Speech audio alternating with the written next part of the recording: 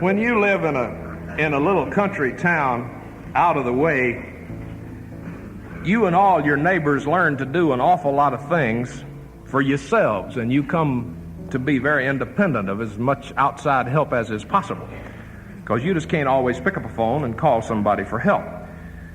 You just got to do it your own self. So lots of times folks will just get real good at doing one thing or another, and they sort of specialize in that field. And that's the way it was with Chicken Watson. Chicken was the closest thing we had to a veterinary in our part of Long County, Georgia. He was called on all the time to fix up sick animals, and Chicken specialized in sick mules. I guess he knew more about sick mules than anybody that ever lived. We had a couple that lived there named Glenn and Clara Purdy. And Glenn was a seaman, and he'd be gone sometimes 3, 4, 5 weeks at a time. He shipped out of the port of Jacksonville, Florida, second-class seaman. And one summer, when Glenn was off on a trip somewhere, one of his most prized mules got out in the onion grass and sour weeds and just had himself a feast. He swole up like a balloon. He was moaning and snorting. He's in pain, all bloated up real bad. And if you know anything about animals, you know that when they get in that shape, you don't get them some relief pretty soon, they're going to die. Well, Clara come home from shopping in Ludowici, and that mule was in bad shape. He was down bad. Clara knew if that mule died, that she just better get shut of town, because Glenn had fixed her clock. Glenn had raised more hell than 26 preachers at a Baptist prayer meeting.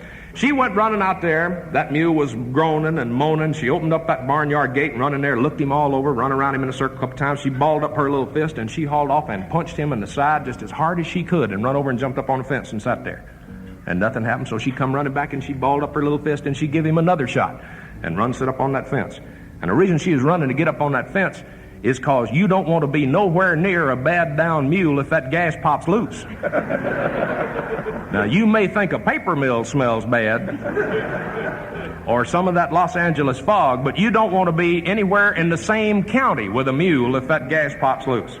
Anyway, she hit him, and she'd run and jump on the fence, and nothing happened except that mule got madder and sicker and furiouser. And Clara was in a panic. That mule was hurting, and Glenn was going to put the hurt on her if anything happened to that mule. She ran across the road where some folks had a telephone, and she called down the feed and hardware store looking for Chicken Watson, and he was there.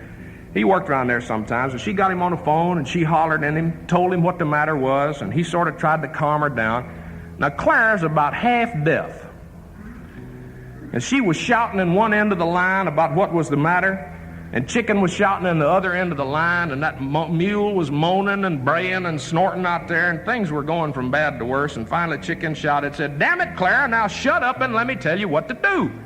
Clara was sniffling and crying and listening the best she could, and she shut up long enough for Chicken to tell her, and he told her, said, "You go out to the barn and you get 1.5 cups of turpentine, 3 cups of sorghum molasses, and 3 cups of that old sour dandelion wine that Glenn keeps out there, and you put it in one of them small crocks, and you mix it up real good, take it in the house, add about 1/2 knock of baking soda, put it in a pot and bring it to 1/2 boil.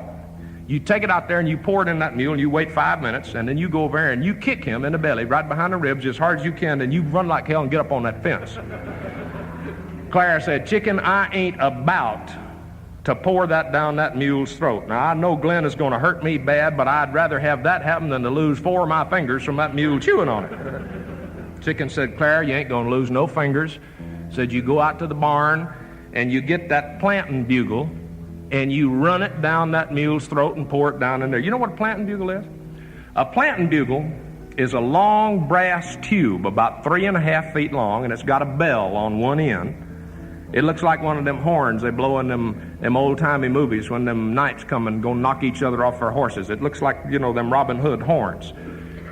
And you use it, you hold it in your left hand, and you put that sack of corn or seed on your shoulder, and you hunch that seed, and them seed will go down in that bell, and they come out 1 or 2 at a time, and it spaces your crop. It's a planting bugle. It's got a flared in, sort of a funnel at one end. And when I was a kid, you could take that bugle, and the folks, the mamas and daddies around Long County, if you held your mouth just right and blew on it hard enough, you could get a blasting sound that you could hear for 1.5 miles. And in the late afternoon, you'd hear them planting bugles going off all over Long County, Georgia, folks calling the kids home for supper. Well, Clara run back across the road, She found the bugle, she got the crock, but like I told you, she's about half deaf, and she got the measurements all mixed up. She put in 3 cups of turpentine. She put a cup and a half each of sorghum molasses and green persimmon wine, and instead of a half a knock, which is when you knock a box of powder on the side of a pot, you just bump it easy and a little bit comes out. That's a half a knock. Instead of a half a knock, she put in a half a box of baking soda.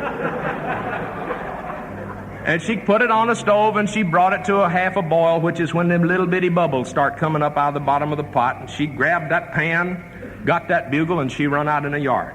But by the time she got there, that mule was in bad shape. He was dying. She had that pot in one hand and that plantain bugle in the other. And she's crying and scared and excited, and that mule was down on his front knees with his forehead right flat on the ground.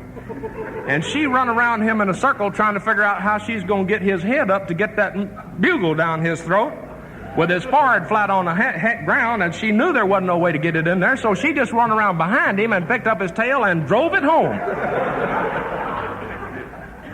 And she'd jiggle that bugle a couple of times, and she'd pour that juice and jiggle that bugle and pour that juice and jiggle that bugle and pour that juice, and finally got all of him. And she ran up and got on the fence, and she was sitting there, and she counted to 300 real slow. She got off that fence, she run over there and took her foot, and she like to punted that mule halfway out of the barnyard. She give him a shot, and she run back and got on the fence, and she hadn't no more got there than that mule just kind of levitated up off the ground. He just come up. That juice hit ground. It hit bottom. Them weeds that was causing that blockage just kind of dissolved. He jumped right straight up on the air. He let fly with that plantain bugle. Boom! And he was gone down the road. Well, Clara had forgot to shut the barnyard gate. He went out that gate like he was on fire, hit that state road, made a right turn, and went down toward Big Will's Creek, and about every 10 steps he was letting fly with a blast on that plantain bugle. Boom! Sound like an air horn. Well, now, Big Will's Creek is about 100 feet wide. And the mill had built one of them old hand-pulled barges to get the log trucks from one side of the creek to the other side of the creek. And they'd hired this old boy named Dude Barnes to stand there and pull them trucks back and forth across the creek. And Dude stayed in the little house right there on the bank of the creek, and when he'd hear one of them air horns, why, he'd go out there and he'd pull that old barge. He'd pull that old ferry over to whatever side of the creek he heard that horn blowing on. Well, it was late on a Saturday afternoon, and he was about half squashed on that old pop skull whiskey, and it was hot, and he'd been sitting there in that old house, and he heard that bugle blowing. Boom! He run out there, and he started tugging on that barge, see? He was going to get it over there where that truck was coming, he thought. Well, meantime, there's a log truck coming in the other direction. And old Dude just kept coming, and that truck would blow his air horn, boom, out. And that bugle would blow from that mule, boom, out. And old Dude just kept tugging, getting that ferry over to the other side of the creek. That truck come around that curve and whoop, right into Big Will's Creek, because the barge was gone. About that time, Dude hit the other side of the creek, and here come that mule. He run right out to the end of that barge. He let fly with a blast on that bugle, and he took one jump, landed on his knees on the other side of the creek, stood right straight up, boom, and he was gone. We ain't never seen that mule again. Gone to Texas. Well, that log truck was underwater, and old Dude was just standing there with his mouth open, watching everything go on. And he got that truck driver out of that truck. Truck was a total loss. And old Dude and that truck driver is walking down the road cussing at each other. Glenn and Clara Purdy got a divorce. Ain't never seen that mule again. Truck driver got fired. And old Dude got fired too. Because they figured any man that didn't know the difference between a log truck and a mule with a bugle up his butt didn't need to be running no ferry boat anyway.